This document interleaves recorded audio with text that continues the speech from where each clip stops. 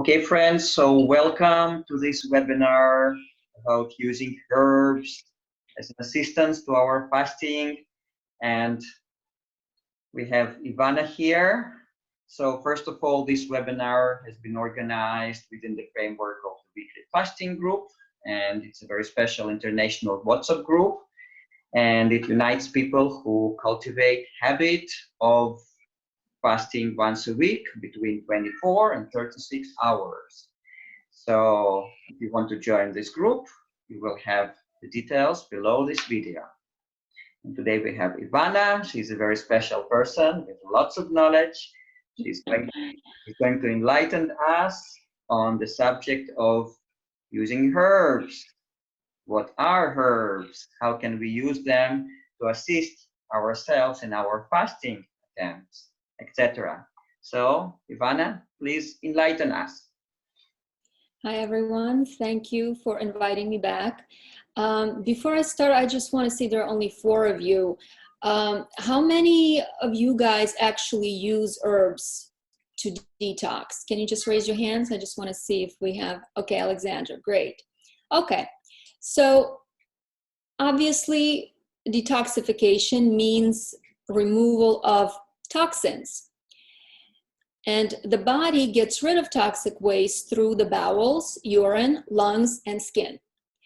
One of the ways we detox in order to heal and increase our energy and vitality is through fasting. There are different levels of fasting. As you know, there's juice fasting, water fasting, and dry fasting. And the more intense and difficult the level of fasting, the deeper the cleansing and healing that can be achieved as a result of this process.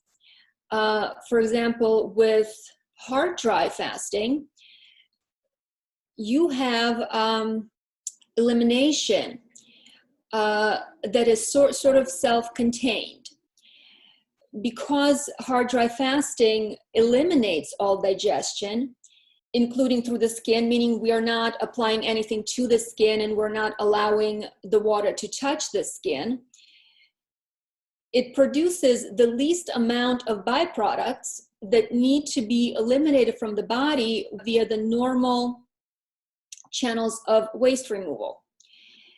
But even with dry fasting, we still have eliminations of urine. We also eliminate through the skin and mucosa.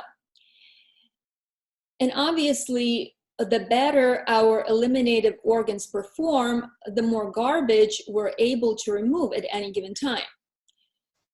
So today I wanted to talk about how we can optimally support our body's ability to remove harmful chemicals and residues, which is especially relevant in juice and water fasting, where you still have some level of digestion and metabolic processes. But I also want to say that we can't be so single-minded as to focus on fasting only when it comes to detox, because fasting happens only during a very narrow window. And most people in this group only fast once per week. So what happens the rest of the time when we are not fasting? I would argue that the time in between the fasts is equally, if not more important, because what we do outside of that fasting window has a huge impact on the quality and the efficacy of the fasts that follow. And besides, wouldn't you want to keep your body in the state of detoxification all the time and not just during the fast itself? Because if you're only cleaning the body while fasting, then getting healthy is going to take you a very, very long time.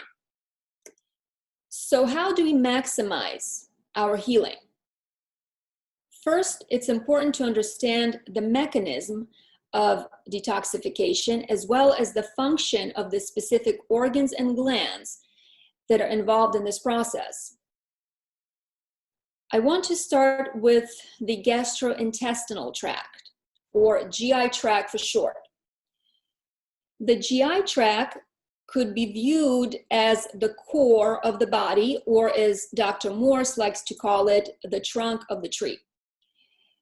Morse's mentor, Dr. Jensen, who is known as sort of the father of American iridology, discovered that 2 weeks after a human embryo is created, it starts forming a primitive gut tube along with its nervous system, which points to the intimate relationship between the bowel and nerve tissues.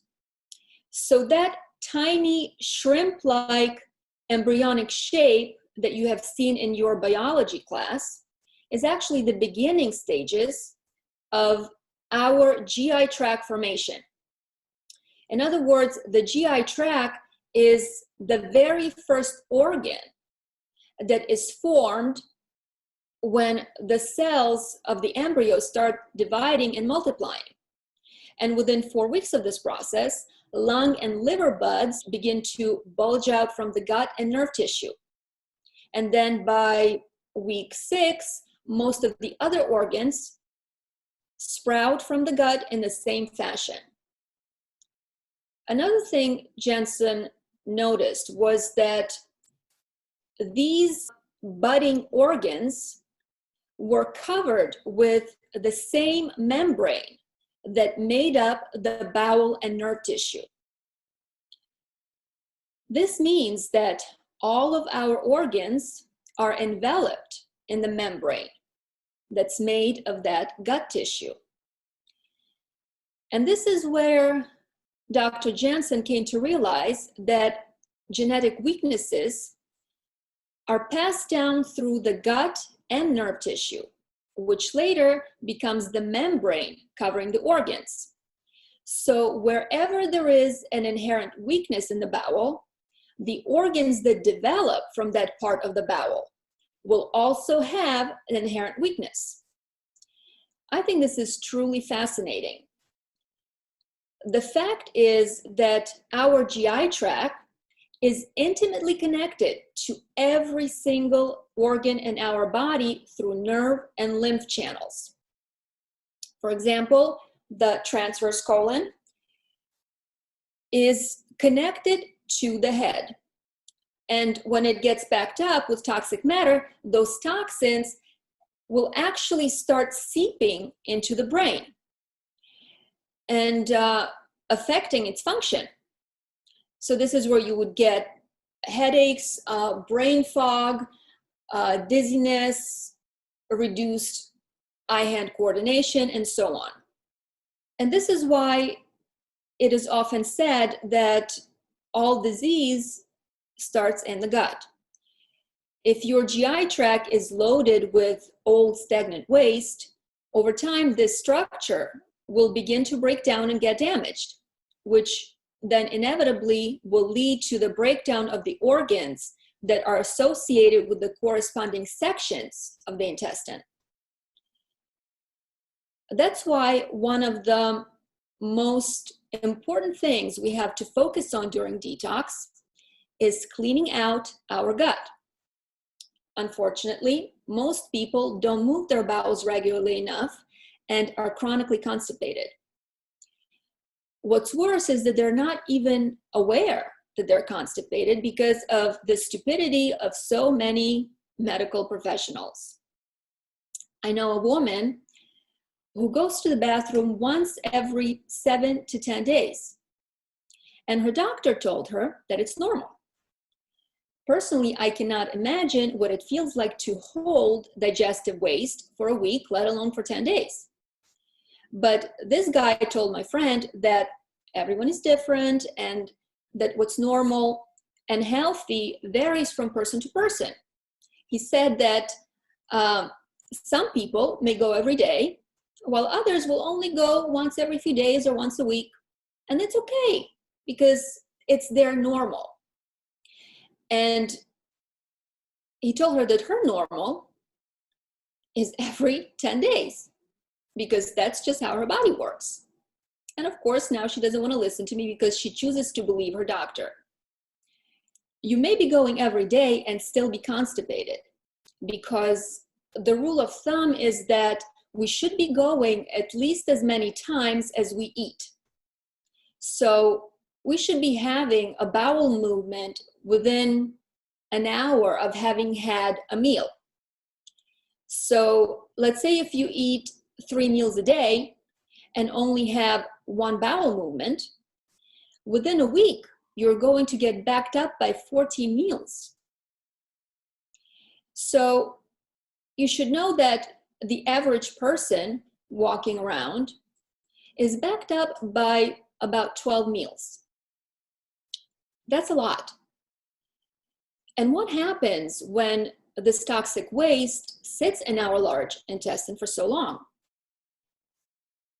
It simply continues to sit there and rot and putrefy, re-intoxicating the blood supply and also creating a backflow through the lymph vessels into our organs.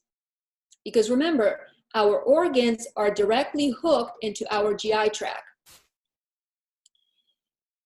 To help mitigate this, you can definitely do enemas, and they can be helpful, but enemas have some drawbacks. One is that they don't really reach far enough into the colon to remove everything completely. And 2, over time, you can actually become dependent on them, where you will have to continue to keep doing them just so you can eliminate from the bowels. So that's not optimal. One way to ensure that our bowels are moving and eliminating properly is with the help of herbs. However, I do want to caution against the use of laxatives, such as senna or Turkey rhubarb, because even though these are natural plants, they still act like microtoxins in the body. You see, the body perceives them as poisons and thus initiates a purging reaction by forcefully spasming the bowel in order to quickly get rid of them. It's the same principle as when you eat contaminated food and get food poisoning. And that's why this type of waste removal is usually uncomfortable. So you would get diarrhea and cramping when you take laxatives, and that's why.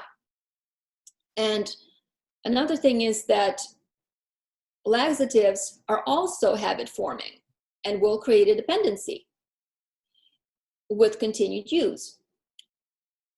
So our objective when cleaning up the gut should be promoting elimination by stimulating peristalsis rather than creating a scaled down form of food poisoning.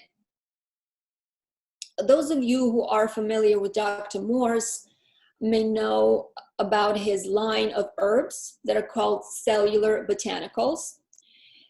And he created a range of 6 bowel formulas called GI Renew.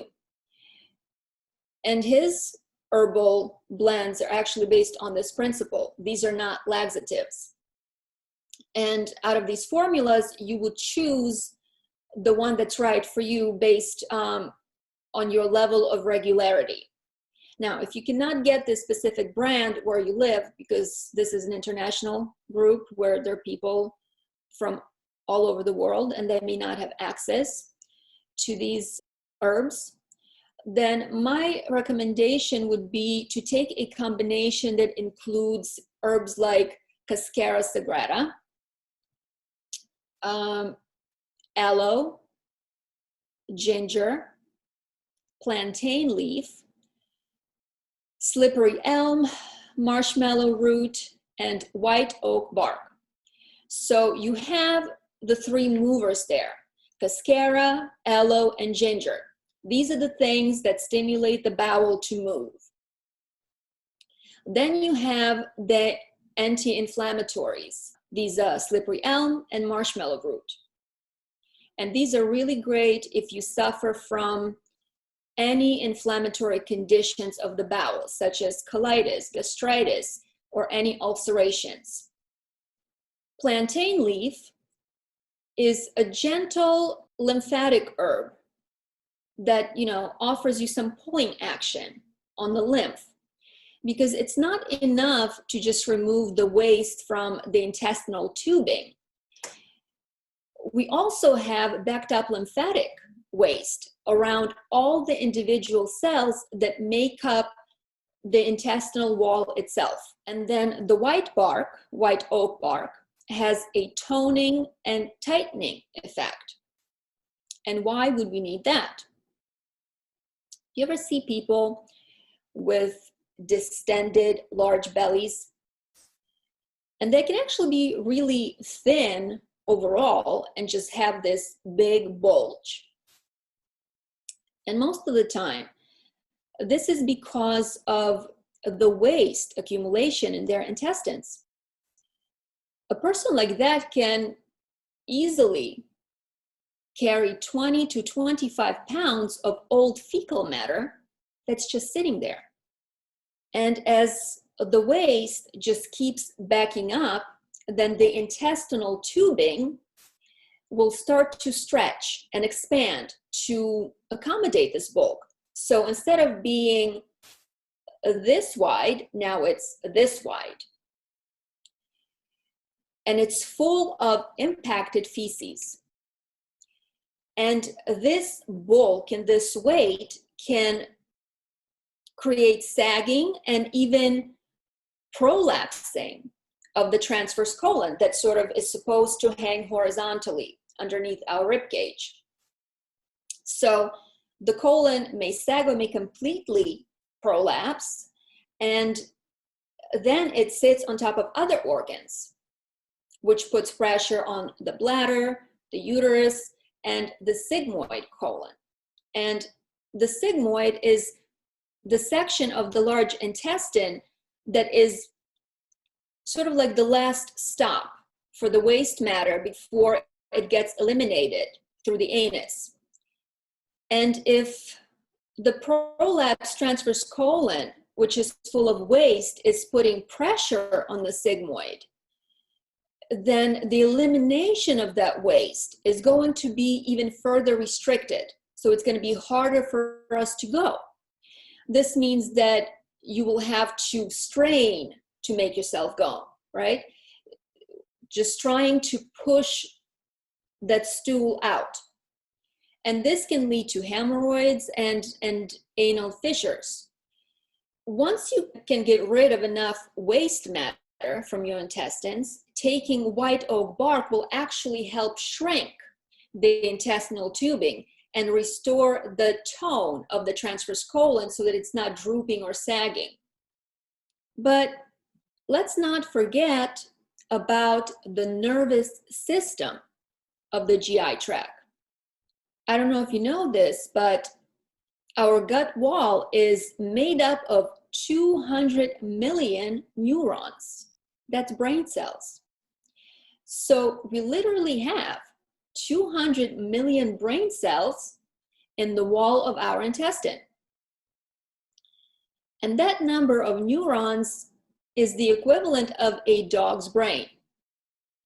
Now, I don't know about you, but I'd say that dogs are pretty darn intelligent animals. So our gut is at least as smart as an average dog. And it constantly communicates with our larger brain through the vagus nerve. And that's how the brain receives the signals that you're hungry or that you're full. And these signals are very much dependent on our intestinal microflora. In other words, the creatures that live there. And this brings me to the issue of parasites. A lot of us were on the SAD diet, animal products and processed foods, before we shifted to the raw plant-based lifestyle that also includes fasting. But our old diet had created an environment that attracted all kinds of harmful organisms. that happen to have the same taste in food as we used to. And these bugs range from the tiny microscopic ones like bacteria and yeast to much, much larger specimens like flukes and worms. So when we stop eating toxic foods, those critters get really hungry and restless. And then they start sending signals to our brain that translate into cravings for the foods that we no longer want to eat or choose to eat. And this, of course, can make it very challenging for us to stick with our new diet because it feels like it's you who's craving pizza or burgers or ice cream. So what do? We have to kill them. And of course, we would use herbs for this.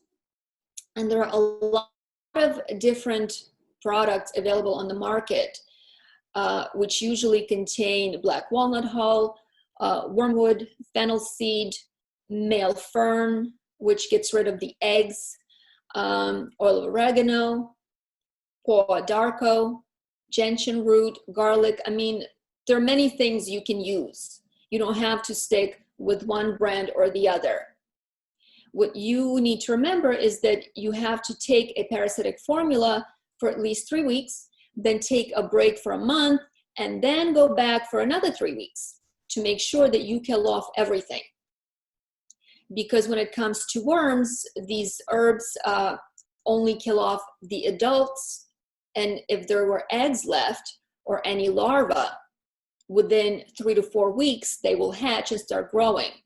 And that's when these herbs will be effective again in getting rid of them. As you see, the importance of GI tract in our overall health simply can't be stressed enough. How clean or how polluted the gut is will determine how successful your detox journey will be. And especially during fasting, if you're having or holding a lot of toxic waste in your intestines, it will be harder for you to fast because you are more likely to have headaches. Remember, the transverse colon connects to the head, and if we have toxic waste there, it's going to continue to intoxicate the head, and it's going to be much harder to control hunger and cravings. And by the way, speaking of bad breath, because this has been brought up within the group. So I wanted to say that bad breath is the result of a dirty bowel that's got decaying, putrefactive matter in it. When I dry fast, I don't get bad breath, even though I've gone as long as 9 days without brushing my teeth. And that's because I've been aggressively cleaning my intestine nonstop for more than 3 years. And even though I've made some progress, I'm not even close to being done. That's the crazy thing. Most people seriously underestimate just how big a job gut cleansing really is. Just think about it. We have anywhere between 22 and 27 feet of intestines. And if we laid them out flat, they would cover the entire surface of a tennis court. I don't know if you know this, but your colon is as long as you are tall, which means that the taller you are, the longer your GI tract is. So that's just a little interesting fact for you. Despite all the work that I've done on my GI tract, I still get shocked by the stuff that keeps coming out of me 3 years later. All right.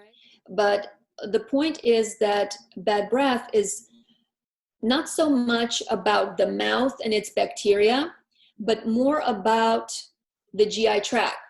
Unless, of course, you have decaying teeth because, well, that would definitely be a contributing factor. And Dr. Morse has a different gut cleaning formula made with binders and psyllium husk, which is different from the regular GI formula that he has. And this specific formula is called GI Broom, and it is very, very astringent. It contains bentonite clay and charcoal, which bind to itself toxins and sort of pull things in magnetically. Everything sticks to these particles so that they can be removed. So it's another really good way to break up that waste and get it moving. All right, so if the bowel is our number one priority in detox, then kidneys aren't that far behind. And as important as the gut is, it only removes digestive waste. But then you also have 100 trillion other cells in your body, and every single one of them produces waste as a result of its normal activity. Nothing special, just by being alive and performing its functions. The cell is producing waste, and this waste needs to be removed, because if it doesn't get promptly removed, it will damage the cell and alter its function. And what are damaged cells? Damaged cells become cancer cells. You know, I see so many people with serious illnesses like cancer who go raw, but they don't get their remedy. And they're saying that the diet doesn't work. But this is not the problem. The reason for this is that they're not aware of the importance of kidney filtration. And filtration is the mechanism through which our kidneys remove cellular waste. If your kidneys are filtering, you're going to see sediment in your urine, which brings up another stupid thing that your doctor may have told you, namely that your urine should be clear, all right? But if urine is a waste product, then there should be waste in it. Because if your urine is clear, then where did the waste go? What happened to it? And the crux of the problem is that it didn't go anywhere and is still stagnating around your cells and damaging your organs. Because most people have either very poor filtration or none at all. The easiest way to check if you're filtering is to pee in a clear jar and let it sit for about 15-20 minutes. If you don't see a layer of sediment at the bottom of the jar, then you should know that you are not removing toxins from your body. Let me see if I can get a picture for you here on the screen of what kidney filtration looks like. Can you see it? Yes. All right, so this was the first urine after I broke my 9-day dry fast. And I had some water and a blend of kidney, Helol, and 3-Long tea. And I didn't even have this jar sit, because you see the sediment didn't even settle. There are large chunks floating in the jar. So this is what it looks like when your kidneys are filtering and you're dumping old lymphatic waste. Okay, so when you look at your urine, this is how you know you're actually detoxing.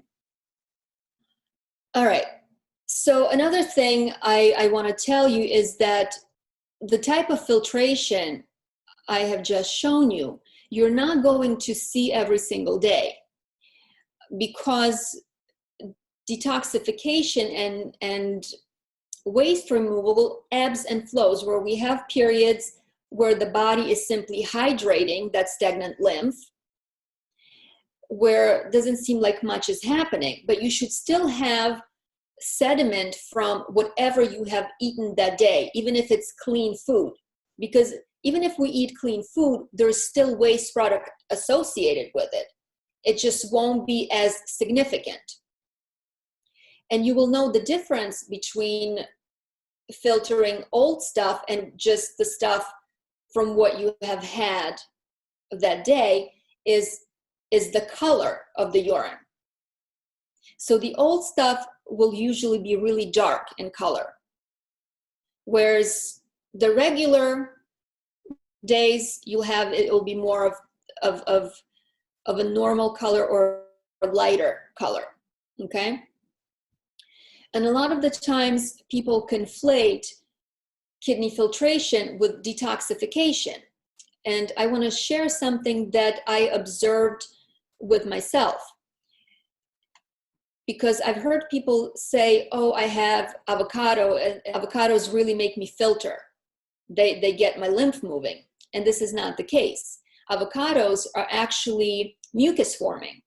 So what you are seeing is not the lymph that's been hydrated and now is being removed. What you're saying is the new acids that were created in the body after consumption of acid ash forming foods. Some of the largest sediment dumps I've had when I cheated, and I had like French fries, right? Does this mean that French fries are making me detox and filter? No. But the good news is that the kidneys are doing their job and getting this stuff out of your body. Another thing that happens is that when you eat these types of foods, you will see that the sediment is really white in color. What I've come to understand is that this is actually minerals like calcium being removed out of our body. This is how we are losing our electrolytes. And how I realized this was because the jar, my pee jar, started to get that mineral buildup on the glass. And I was like, wait a minute, this means I am losing calcium. Because when we eat these acid ash forming foods, or we're very acidic, the body is going to trigger the calcium buffering mechanism, where it's going to start pulling calcium out of our bones and tissues to sort of alkalize the body and restore some sort of balance. So it's important that you understand that not everything that comes out in urine is a good thing, because you do not want to be losing your calcium, even though it looks in the jar as sediment. But it's not toxins you're removing. You're actually losing calcium. And this is how we lose our teeth and bones and so on. So how do we get the kidneys working? Hard, dry fasting is really quite good for opening up the kidneys. But juice and water fasting will actually place an additional burden on your already weak kidneys, making them worse. I've known people who got really bad kidney infections while water fasting, and it's really, really painful. What you have to understand is that going on a fruit diet or fasting on juice or water is going to mobilize stagnant lymph, which is obviously acidic and corrosive. But if this lymph has nowhere to go because the kidneys cannot remove it, then you're going to be in a world of hurt, because now these acids are all stirred up and now they're burning you from the inside out. So when our kidneys are weak and not filtering, we usually see skin issues or increased sweating, abnormal sweating. This is where you're going to have rashes and breakouts of all kinds. Because when the kidneys can't do their job, then the body will try to eliminate this garbage through the skin. So things like eczema, psoriasis, and acne are all symptoms of blocked kidneys. You may even get cellulitis, which is a type of soft tissue infection that basically oozes burning, itchy lymph. In many cases, like my own, where I was actually in kidney failure, going on a fruit diet simply is not going to be sufficient. I was raw and on all fruit for 3 months, and I didn't filter a single day. Nada, nothing at all. So this means that even if your diet is perfect, you're still not getting anywhere in terms of detoxification, apart from maybe some expectoration through the skin, mucosa, and maybe, lungs. And that is if your skin is actually open and is able to eliminate some of these toxins. But I'll get to skin a little later. So until you get your kidneys filtering, all you're really doing is spinning your wheels and making wind. And this is where herbs can be real lifesavers.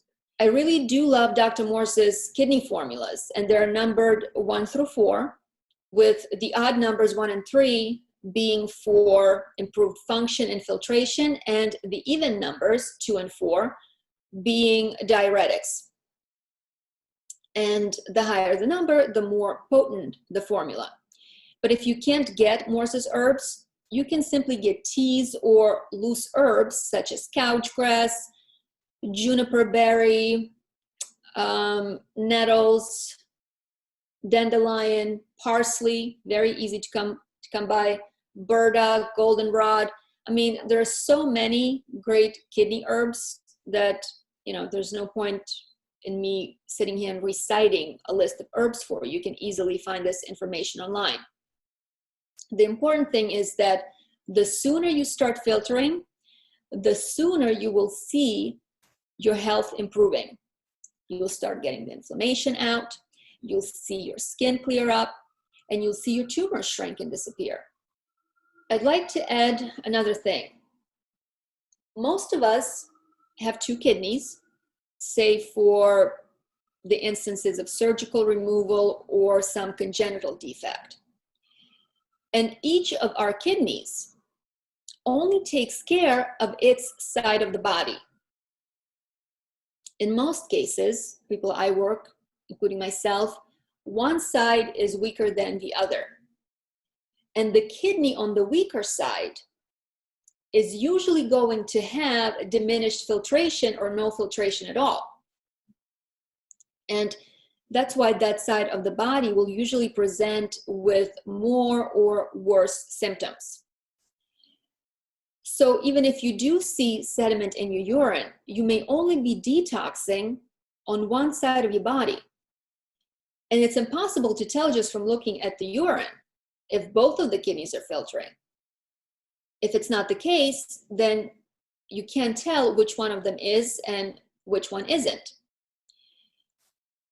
And one good way I know how to determine something like this would be to look at a person's eyes using iridology, because you'll be able to see which of your kidneys is the weaker one.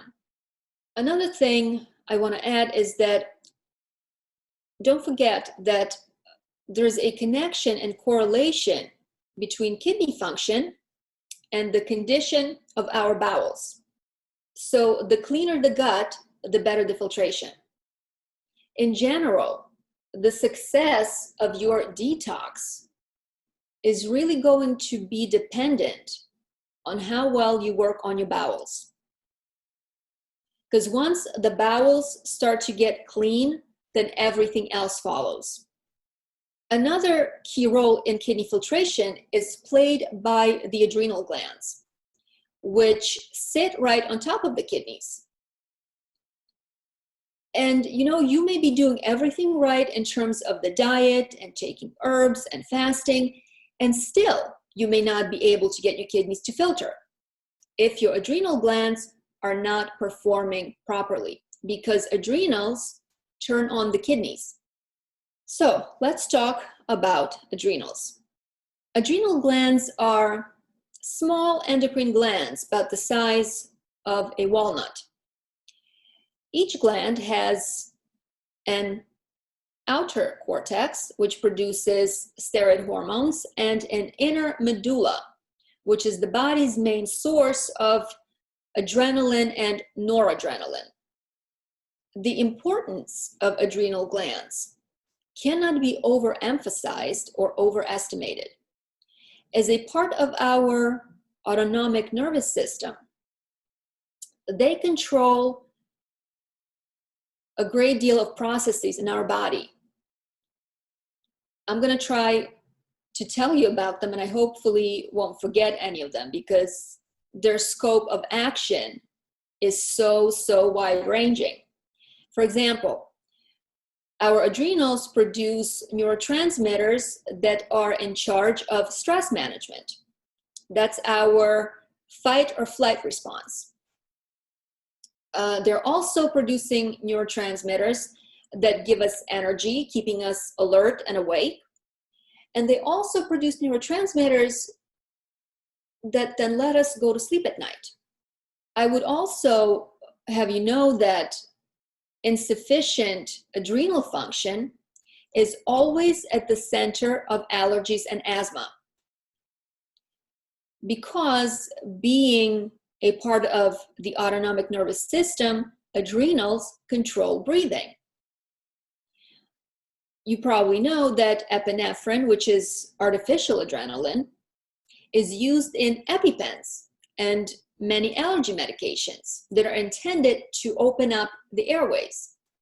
And so people who have COPD or asthma or allergies, right away, you know that they have weak adrenals.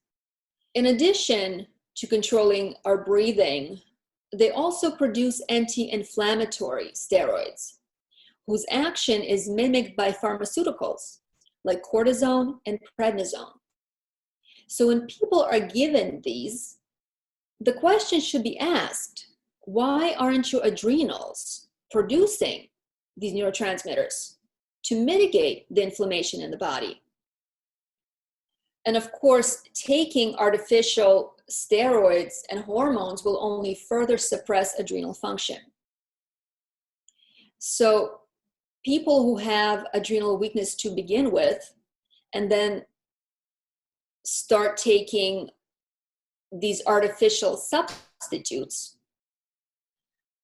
will find themselves in a very bad situation down the line. So what we have to do is really work on restoring the natural function of the adrenal glands. So then there's also elimination, which requires dopamine and acetylcholine to stimulate peristalsis in order to move the waste along the intestinal canal. And that's why when we get really stressed out, we get constipated. Or you can have the opposite extreme where people just get diarrhea, they get so anxious. So when we have constipation as a result of stress, that is a symptom of weak adrenal gland. But when we have an adrenal gland that's in a state of acute inflammation, we're usually going to have the diarrhea effect. So neither extreme is good. You don't want the gland to be in a hyper state and be overstimulated. And obviously you don't want it to be hypo and underperforming. Adrenals also play a role in signaling to the pancreas. And that's why type 2 diabetes is known as neurological type, because it results from poor sugar metabolism due to adrenal weakness. And it's also one of the main reasons why people have such a hard time losing weight. In addition to sugar metabolism, adrenals are also involved in utilization of minerals via the production of mineral corticoids. And they're also involved in maintaining the sodium-potassium balance. So if you're like me and you love salt and get salt cravings all the time, that is a telltale sign of weak adrenals. it's very common for us to feel weak, dizzy, and have trouble breathing when we transition from our set diet to the raw lifestyle. And the reason for this isn't that we aren't getting enough calories or nutrition, but because by eliminating animal products and cooked foods, we also remove the foods that act as stimulants. Of course, coffee and tea are the obvious culprits, but what you may not know is that meat and salt are some of the biggest stimulants as well. When we eat meat, protein is not the main thing that we get out of it. The thing that really gives us strength and energy are actually the neurotransmitters that had been stored in the animal's tissues. And the stimulant effect from the food that we used to eat has been artificially propping up our adrenal function, giving us a false sense of energy. So when we remove these foods from our diet, all of a sudden, we're going to be faced with the true state of our adrenal glands and the true level of their function or dysfunction in their natural, unadulterated state. When I first went raw many years back, I couldn't do it because I got so weak, I could hardly walk. I mean, I had to constantly stop and catch my breath, and my breathing was so labored, I felt like I was dying. So I thought to myself, I don't think I can do this. And this is what most people think. But the next time I made the transition, I had learned some things about the adrenal glands, and I was taking the herbs and I did not have these issues anymore. So to me, this proves beyond a shadow of the doubt that it's not the calories, it's not the protein, it's the adrenal weakness that makes us feel that way. Another thing that happens is that we feel dizzy and lightheaded, especially when we get up. Why is that? You see, adrenal glands also regulate blood pressure. So once again, if they're weak, we're not going to feel very stable. And this is especially true when we are fasting and not putting anything in our body at all that would sort of stimulate the adrenal glands and make them work better, right? And similarly, the general body weakness that we experience when fasting is because we're not producing enough neuromuscular neurotransmitters, which give our muscles that strength and endurance. As you can see, weak adrenals can affect us in so many different ways, and we can have one or some or maybe all of these symptoms when we shift to a raw diet and a fasting lifestyle. And so this is why it's absolutely vital that we provide herbal support for our adrenal glands, or we're going to have a really, really tough time fasting and detoxing. And I don't know anyone, and I mean anyone, who has good, strong adrenal glands. Usually it's not the question of if, but how bad are they really? Our adrenals are constantly taking hits because we live fast-paced lives in a world that's full of all kinds of stressors. And especially if you had traumatic experiences, maybe you had a difficult childhood where there was abuse, or if you are a soldier, you served in the military. That means that your fight or flight response had been consistently engaged for a very long period of time. It's like holding a fist really, really tight and not letting go. if you ever done this, if you really hold it for a long time and then you finally unclench the fist and then you try to pick something up, you're not going to be able to do it because your hand is going to be so tired. And this is sort of what happens to our adrenals. Now, I talked a lot about the problems caused by underactive adrenals, but in acute cases of lymphatic stagnation, they can actually be hyperactive, which would make a person feel jittery, anxious, and overstimulated. This would also cause sleep disruptions.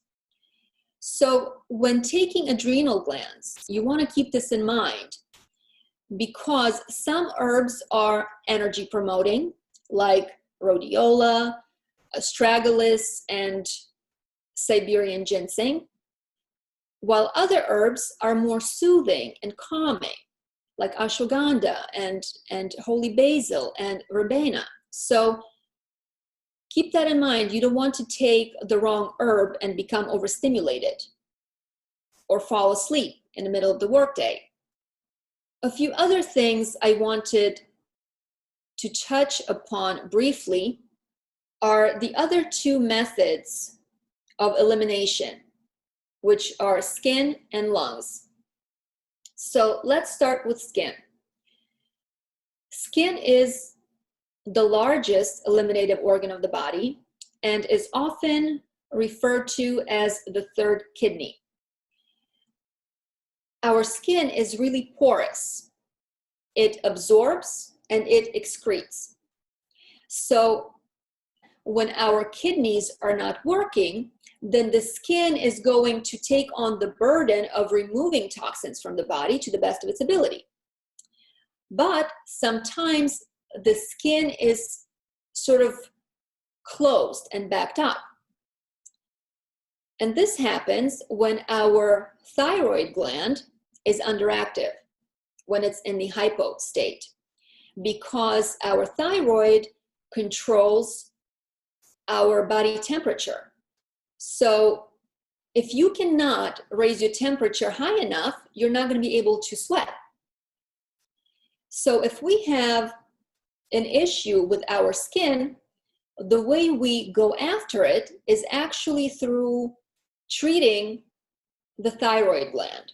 The way to actually go after our skin is by fixing our thyroid gland, because our thyroid gland, through its function of temperature regulation of the body, enables us to sweat. When the thyroid is hypoactive, we usually get really cold, right? We get cold hands and feet, and generally it's very hard for us to get warm. So we have to sort of bump up that function so that our temperature rises enough for us to be able to sweat. And in order to do that, you're going to have to take some herbs, because while detox will fix the thyroid gland as well, but it will take so long that by the time you get there, you may lose a bone and enamel, because thyroid is also vital in calcium utilization, and your skin is not going to be where it needs to be. So detox itself, if we're just waiting to detox these glands to regenerate their function, we're going to be suffering needlessly. So the herbs create a shortcut for us. They give us the support we need until we regenerate our body and our organs. So it is never the intention for us to stay on herbs indefinitely. They're only to be with us temporarily as we clean our body, we heal our body, and once we're healed, we no longer need them.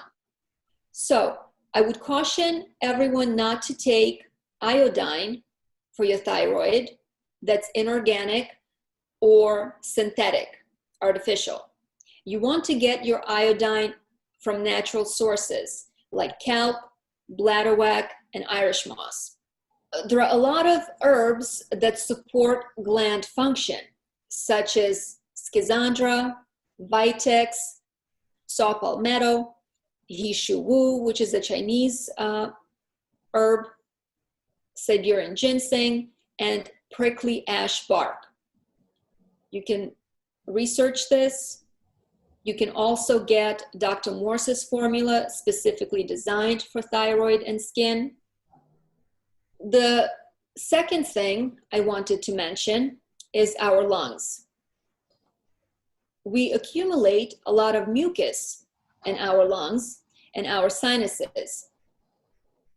And one of the ways we detox them, and the only way we can detox these tissues, is by coughing or blowing our nose. But what happens when that mucus is really, really hardened and stagnant? So the body continues to spasm the lungs, but what happens is that we're producing sort of fruitless dry cough, where our lungs basically explode and nothing comes out. So this could be very difficult on the body. So there are herbs that can help us break up and hydrate this mucus, that it's easier for the body to remove, so that when we cough, the cough is productive. We're actually getting mucus out. And the 3-lung tea or 3-lung tincture is actually really effective for this. And the herbs that are in this blend are basically mullein, pleurisy, and fenugreek. These are easily accessible wherever you are.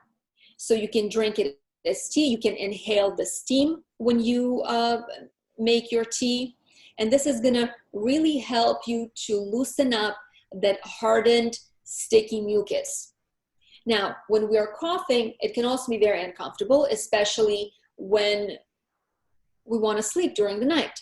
So there are herbs that are actually antispasmodic, will actually help you to calm the spasticity of the lungs. And once again, Dr. Morse has a formula called Spasm Calm, which basically contains herbs like passion flower, St. John wort, lobelia, catnip, wild yam, valerian. So a lot of calming herbs, if you notice. And it's always good to take a combination of things, not just one herb, because herbs always look better in synergy with other like-minded herbs, if you would. And last but not least, I left the lymphatic herbs for the very end of this discussion for a specific reason. So when we have really stagnant, hardened lymph that is difficult to mobilize, lymphatic herbs are really good at breaking it up.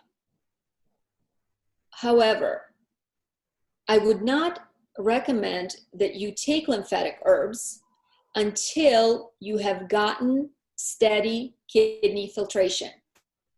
Because if you're taking these herbs and they're starting to mobilize this acidic lymph, and then you cannot remove it because your kidneys are not working, you're not going to be very happy.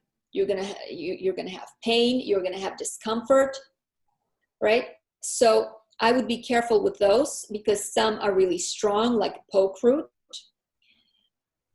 And I would maybe even recommend take them on and off and see how you like it. But first, make sure that your kidneys are filtering. So let me know if you have any questions. Can I ask something? Sure.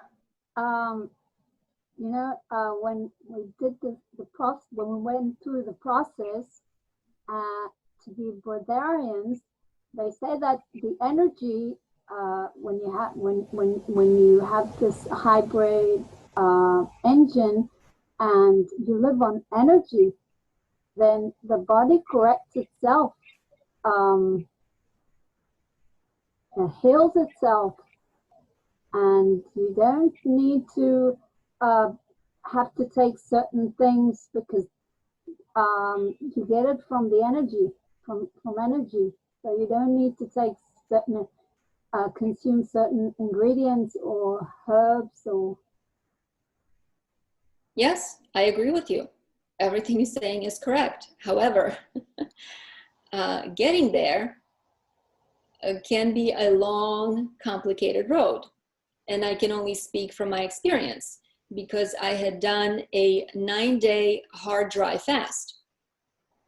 What happens after 3 days, you start to lose the ability to sleep. It becomes very difficult. By day 5, 6, sleep is impossible. I was literally sleeping some days a total of 45 minutes in a 24-hour cycle. And you're not feeling great doing this. It's just that you can't. And it's extremely uncomfortable. I wanted to crawl out of my skin. I didn't know what to do with myself, and I was on fire. And Arik had sent me some videos of people who are practicing this pranic lifestyle, and what they are doing is that not only are they not eating or drinking, but they're also not sleeping. And when I saw this, bells started going off in my mind. I started to make connections. The thing is that it's all about vibrational frequency. At this level, we need sleep, period. And it's not because our physical body can't take it. We need sleep because when we are asleep, that's the only time when we can actually leave the body. So the reason we need sleep is not to let our body rest, but to have our consciousness in an astral body go out into those astral dimensions, because that's where we get the energy from. Do you see? And if we don't have the ability not to sleep, but rather dream, it will cause us to go insane. So this is where I had my aha moment, where I realized that to be a full-on, full-time breatharian, you have to have become a very proficient out-of-body traveler. And you don't have to be asleep to leave your body. You can do this while you're fully awake. And I've done it. There was a time in my life when I was studying with the International Academy of Consciousness, where they teach you how to leave the body. And for over a year, every single day, without fail, I would lay in bed and I would try to leave my body consciously. You do it long enough, you succeed. I mean, these are freaky experiences. One time I've been lifted out of my body by spirit guides, and they lifted me up like this, and they placed me on the back, on the bed next to my body. This is a really trippy experience where you go, oh my God, I am lying next to myself. I don't know what to make of this. You understand? So for a human being to be able to do this automatically, you have to have really evolved as a consciousness beyond the level that we are now, at least beyond the level that I am now. Because let me tell you, that 9-day fast kicked my butt. And it wasn't the hunger and it wasn't the thirst. It was the no sleep, and it was the heat that I couldn't stand. I realized at one point that I was clawing at my body. I wanted to get out of my skin. So there was this subconscious compulsion to actually leave the body, but I was trying to go about it in the wrong way, you see? So what I realized is the only way for us humans to maintain that type of a lifestyle, we have to learn a few lessons still, because we're still very much conditioned for this physical dimension, but we are growing and we are evolving. To give you some perspective, a channeled being that I really like, named Bashar, had said something very interesting. He said that if a modern human like you and I were to be teleported back in time 300 years ago to people in that timeline, we would appear as luminous light beings. We've made progress. Yes, this is how much we have actually evolved in 300 years. So ultimately, we're all evolving toward that. The question is, how long is it going to take us? I'm sure there are some people, and they're probably in single digits out of 7 billion, who can do this. And Dr. Filanov, whose information I follow for dry fasting, gave some examples. Do I think I'm going to be able to do that? I don't know, probably not. But you can, you do the best you can. So we're on a certain level. I mean, there are different levels, so different people are Yes. at different stages. Yes. And people like that, I imagine, would be able to teleport.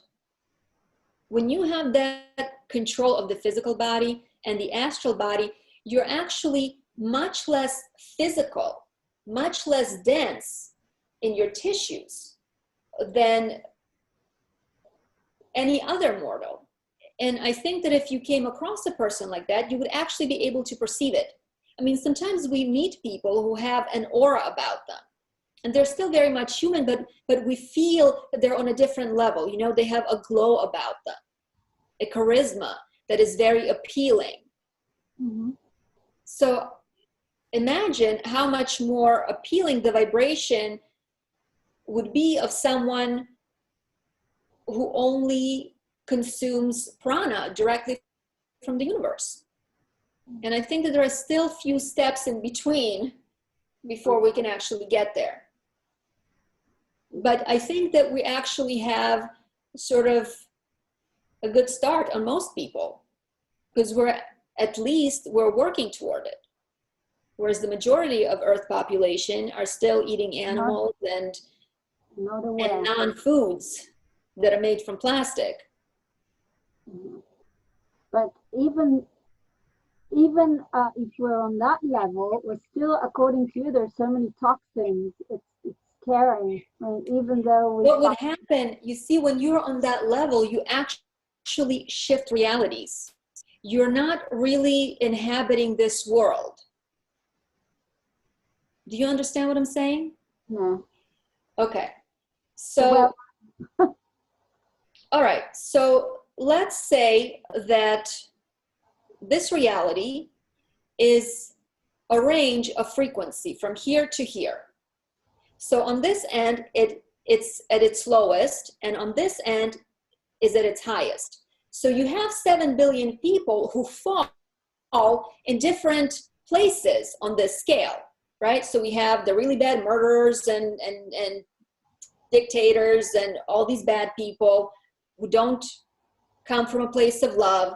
And then you have some people in between, and then you have people who have reached that, top end of the spectrum, where they're now actually have the ability to move up to the new range, right? And most of the time, each person doesn't have that specific spot where they stay. No, we sort of move back and forth within a certain range. So every person, on top of us being within this range, then every person has their own personal range, where maybe if this is the whole range, maybe you occupy this spot here and somebody else occupies this spot here. And only when our frequencies overlap with other people, when we are in the same range as other beings, we're actually able to perceive them physically. Otherwise, they don't exist. We don't see them, we don't know them, we don't hear from them. So, in order for you to be able to interact with a certain level of reality, you have to be of a certain level of frequency. So if you are a breatharian, you're here, where most of us are here. But because this breatharian also fluctuates, right? They're not always at the same level. So when maybe they sort of drop a little bit and you come up a little bit, all of a sudden you become aware of them and you can have an interaction with them. You see? But they actually exist in their own reality. And they're not necessarily in our reality full time. even though we sort of believe we just, oh, we don't see them, but they're somewhere doing something. And we assume it's in the same world as ours, but it's really not. But is that fruitarians? Is that all about food? I mean, if the less you eat, the more you're a fruitarian, or it's not just because you can. Well, fruitarian means you ingest nothing. Nothing goes in at all. There's no digestion. There's no elimination. That's what fruitarianism really is. It means you absorb energy directly from the universe. But we're at a certain point in between. So what are we called? Pranic livings, or how would you? We're not pranic yet. As long as we are consuming any food, you're not pranic yet. So people usually go vegetarian, vegan, raw, liquidarian, where it's only like juices, and then we move into pranic. We move into breatharian.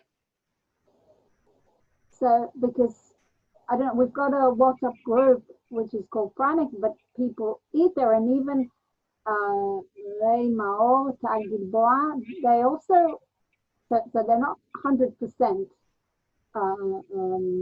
breatharians, but still they're on some level higher. Yes, so it's all relative.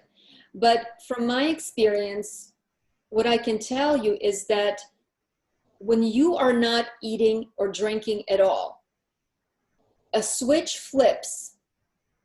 And I don't mean the physical mind, your consciousness. You do start vibrating on a different level. But what this actually causes to happen is that whatever negative energies you still have within you that have not been integrated into the light come up. Whatever fears you have, it's like an explosion of all the stuff that is really unpleasant that normally we don't like to feel. Because that's the thing that's still keeping us sort of earthbound here. But when you are not eating, your body naturally wants to raise its vibration, but it can't do that unless these things are released. So what it does, it brings them up to the surface. And then if you can deal with them, then you can sort of almost basically float. But if not, you're going to want to get back in the body. You're going to want to eat. You're going to want to do something to ground yourself because it's extremely unpleasant, emotionally difficult. You can't stand, like all of a sudden you become irrationally afraid. So imagine you whatever worst fears you have, they become magnified, and you feel them, they move through you very quickly. It's like you're getting hit by an avalanche. It's not like normal processing of feelings. It's like somebody has taken the airpin out and it's all just go poof all at once. So that's my experience. So the hardest part of this is dealing with those emotions, those shadow parts of ourselves, because you face it and it's scary because it hits you all at once. You're not releasing them incrementally the way we normally do in therapy or in life when they're triggered, when these feelings are triggered by some events. It's like all of them hit you at once. So we have a lot of toxins, physical, emotional, and it's hard to get rid of them. It's not really about getting rid of them when we're talking about emotional stuff. It's more about embracing, because these things are scary for us to look at. I mean, they're literally scary. Like I remember as myself being afraid, so acutely afraid of certain things that were happening politically. Like I started to hyperventilate, and I never do that. And I had no control over it. I could not regulate these feelings because they were sort of released by, how should I say this? Not by me, but this was triggered by an outside force, which was in a roundabout way. Yes, I did it because I wasn't eating or drinking, but it's that sort of pulled me up vibrationally. And when I was in a higher vibration, all the crap that I had in all of a sudden was, oh, hello, here we are, right? Because everything that is out of alignment with that energy makes itself known. Whatever is not in alignment is going to stand out immediately. And when you feel the extent of your feelings of what is in there, it's a little scary. Because I was not aware that I was that fearful of certain things. Because, you know, I think I've worked a lot of things through. You know, I meditate, I do this, I do that. I sort of got a handle on this. Oh, not so much. Yeah, it seems that it never ends. So we've got a long way. It does. It does end at some point. It does? But yeah, but it may take a few more lifetimes. Oh, not in this lifetime. May I just add something here? Yes. Because we are about the food here. I mean, the food is really like one of the tools that we can use to get really to those vibrations. As we all know, there are many, many sages. They were eating and they were able to go out of their bodies, you know, although they were eating food. So from my experience, the food is really one of the tools. Food is really, really important for this, for those experiences, but it's not the only thing that, you know, if we don't eat, we can travel, we can do this, we can do that, and it's really not like this. And also if we listen to some experiences of those really chronic people that they don't eat, they also say like this, there are stages. It's not really like you are not eating and you are there. So this is really like a tool that we can use to just, go deeper and go higher. But I'm not saying that in order to leave the body, you have to not eat. I'm not saying that at all. In fact, I can leave my body consciously and I eat, okay? But eating does lower our vibration. But at the same time, it's appropriate for the vibration we are in. So it's all relative, you see? Ivana, Yes. you were talking about parasites, and I wanted to ask how long can they survive if a person changes their diet, let's say in the direction of being raw, but they don't do specific anti-parasite cleanses without herbs. But let's say a person has been on raw foodist for like 4 or 5 years. Are they still there, or they just die naturally by themselves? Because we can also see many examples of raw foodists who get back to cooked foods and back to their cravings even after a few years on raw food. So could you please elaborate on that? Do you know who Hildy Larson is? She is also a health coach. And this woman had been a fruitarian, raw fruitarian, no cheating, nothing. What is it, 13, 14 years now? A few months back. So this woman, it's nothing but fruit. And a few months back, in the middle of the night, she wakes up because she senses things in her body. And there's a worm, a live, round worm, this big, is making a run for it. Is trying to leave her body. And this was during a dry fast, actually. She said that she was doing a 4-day dry fast. And in the middle of the night, this critter finally decided that it was time for him to go. Was it 12, 13 years later? They can live and survive for a very, very long time, even if you don't give them food. So that is scary. I'd rather kill them, having something living coming out of me, like it's, you know, like in the movie Alien. I just can't do it. Sorry. I will take the herbs, I will kill them dead and have them leave me that way. I can't. Yeah. Just not for me. And this woman had done parasite cleanses. That's another thing. She's someone who does herbs. And this is not the first instance this has happened. 5 years into being a fruitarian, and I think 8 years into being raw, she had another thing crawl out of her, also live. If I can say something, Yes. I also heard about several 40-day fasts or even less, and towards the end of 40, before that, people were extending it because they were finding the parasites coming out of their butt. So I think that's about how long it takes on just water, about 40 days so they can leave the body. That's what I heard from maybe 3 people who've done it about. Well, yeah. Somebody should have told Hildy's guys, because they did not get the memo. Yeah, so it just crawled out of her anus, or how did it leave the Yep. body? Wow. Yep. And she felt it move. It woke her up in the middle of the night, and she ran to the bathroom, and there it was. She had to pull it out, and she talked about this, and she took pictures, and I was like, oh my God, this is not for me.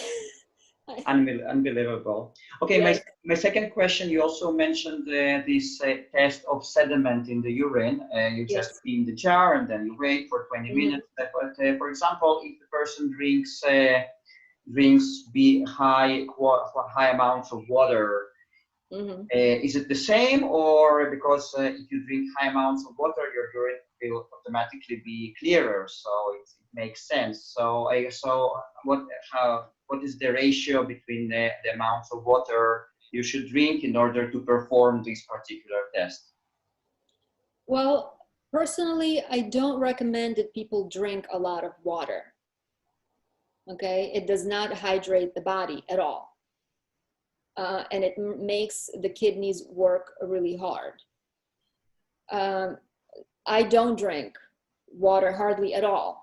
I mostly drink juices, and once in a while, if I have to take my herbs and I just need like a sip of water to help them go down, I'll do that, but I don't actually drink water, or unless I make herbal teas.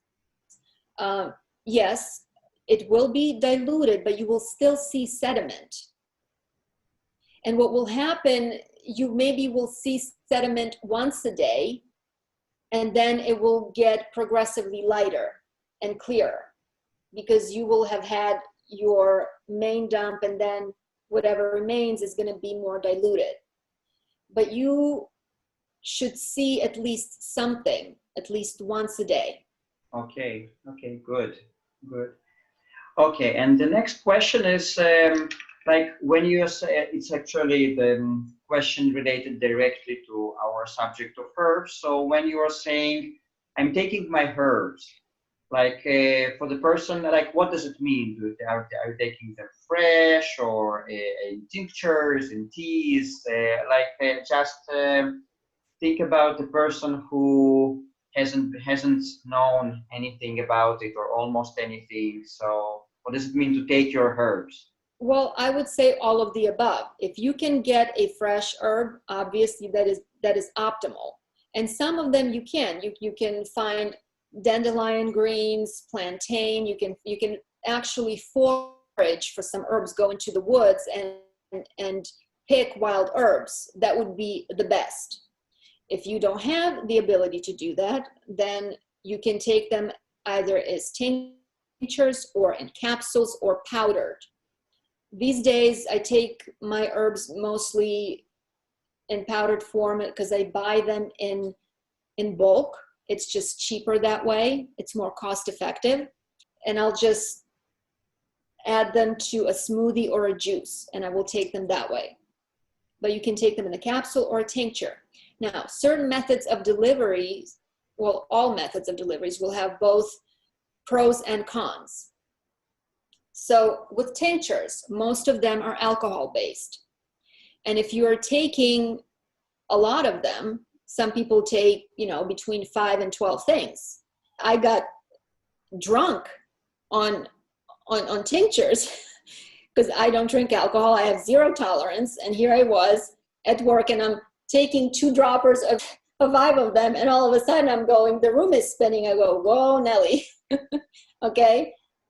Now you can burn off the alcohol, or you can do a glycerin tincture, but glycerin tinctures are not as strong.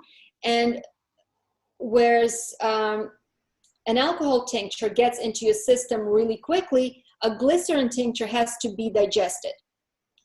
But taking herbs in liquid form as tinctures is better for people who have compromised digestion, whether their pancreas isn't working or they're malabsorbed. They're so backed up in the intestinal wall that they cannot absorb the herbs if they're taking in a powder form, right? So then tincture would be a better way to go about it. But at the same time, a tincture doesn't have the same potency as whole dry herb. And whole dry herb doesn't have the same potency as fresh herb. So even though taking dry herb, be it in powder form or in capsule, is actually stronger, more effective, you have to have digestion. You have to have absorption and utilization to be able to get benefits from taking that herb. And it also will take longer, obviously, to get into your system. Does that answer your question? Yes, and what about teas? Teas are great. I love teas. You can drink them all throughout the day. I like that.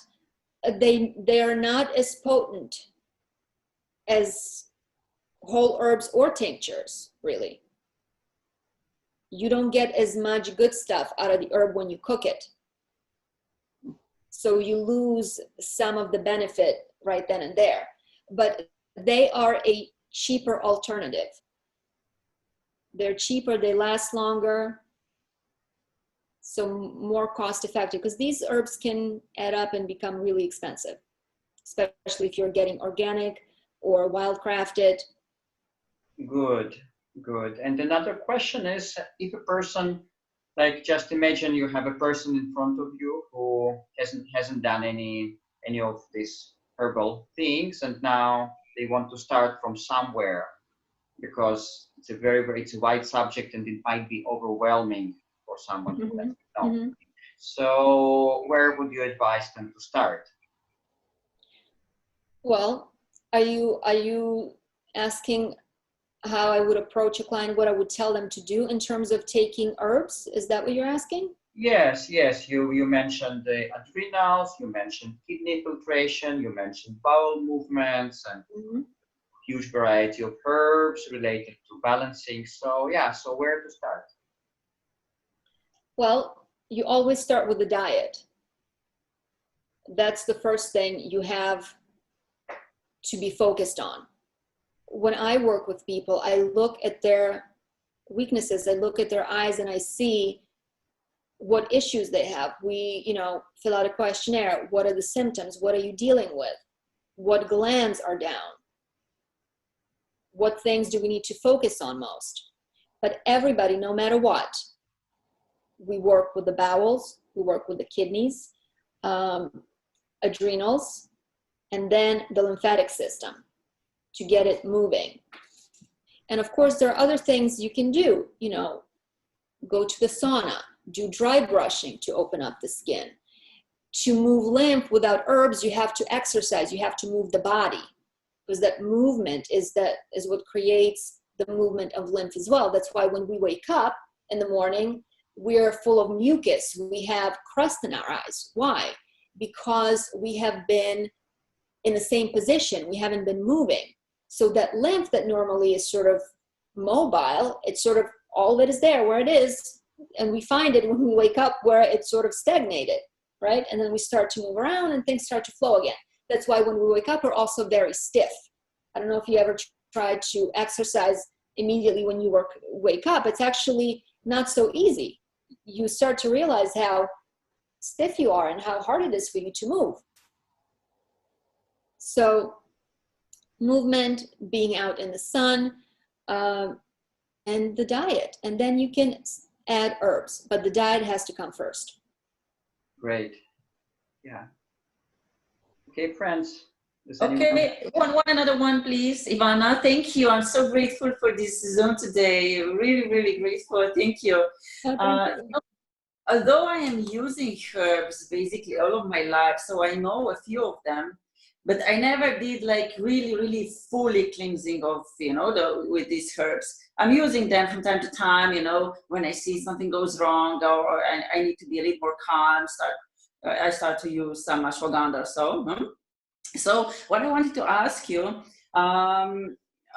it really makes sense, everything you said. So what, do I really need to go to read Dr. Moore's book, or do you maybe have some short notes maybe to send us, for these basic plants or herbs that could help us to, for example, for the kidneys, you were explaining, different kind of. You're frozen, or I'm frozen. You're frozen. I'm frozen. I'm sorry. Yes. Yeah. Back. Now it's fine. Okay. So just different kind of, maybe from your experiences, if you have some notes, for basic things that we can use. I don't have any notes. You're going to be able to go back and listen to this video again because Arik is going to post it on YouTube. So you can hear again the herbs that I mentioned.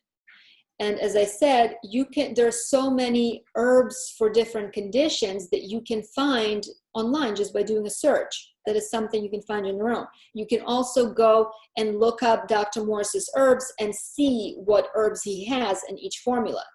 And because this is what I do, because his herbs are too expensive for me. You get a bottle of a tincture that's $27 and it lasts you less than 2 weeks. That gets expensive. So what I do, I get the herbs that are already, I know he uses, plus some others, because I like to mix things up, and your body is going to like it too, right? So try different things. Some things work better than others, even with his formulas. Like Kidney 3 is my favorite. It works the best for me, better than the other ones that I've tried. But it's always the basics: bowels, kidneys, adrenals, lymph. He talks about, he has these kits called the Fab Four, because this is the most basic, bare minimum to get you going. Because if you are really lymphatically backed up, your kidneys are not filtering, your bowels are not moving, you're going to need help. And the herbs will do that. And once again, my point here is not to get people to start taking herbs for the rest of their lives. These are temporary things because it's the body that does the healing. We simply create optimal conditions for it to heal. So when we refine our diet to the least obstructive foods like fruit, then the body has the room to breathe, where it can actually get some cleaning and healing done. And the herbs are there just to help us along until we detox enough that our glands and organs can do their work without any help.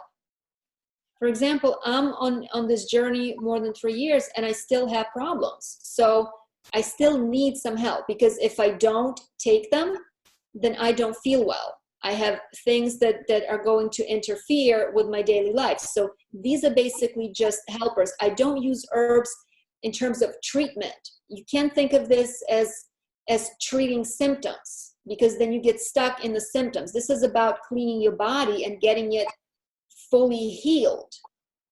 And while the body is in the process of doing that, you're simply helping it along. You're giving it a little extra support so that it can actually do what you need it to do and take you from point A to point B. Does that answer your question? Thank you so much. You're welcome. You're fascinating. You have so much Thank you. knowledge. You've only done that for 3 years, and you've got all that knowledge. because I've tried a lot of things. Listen, I've tried a lot of different things, and a lot of them were bad things. So it's a mixed bag. This is how we learn. I mean, for crying out loud, I used to drink bleach because I thought that this was going to heal me. I don't know if you ever heard of the, what's it called? The MMS, Mineral Miracle Solution. Oh, it cures cancer, cures this. I did it. Them nearly killed me. So I did it too. this is how I know what I know is because I've done a bunch of dumb stuff in my life, and I learned not to do it, and I learned a better way. So I'm telling other people to keep them from making the mistakes that I made and saving them some pain and heartache.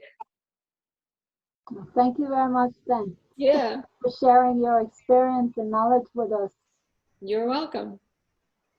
Okay, Ivana. Thank you. So thank you so much. It was fascinating, the information, and I'm sure we'll want to listen to it again and again, maybe to get the formulas, to know the herbs and to get the information, and much more people than those that are present here will benefit from it because it will be posted on YouTube. So thank you so much. You're And welcome. we will finish for now. Okay. Okay. Thank you very much. Bye, everyone. Thank you. Thank you.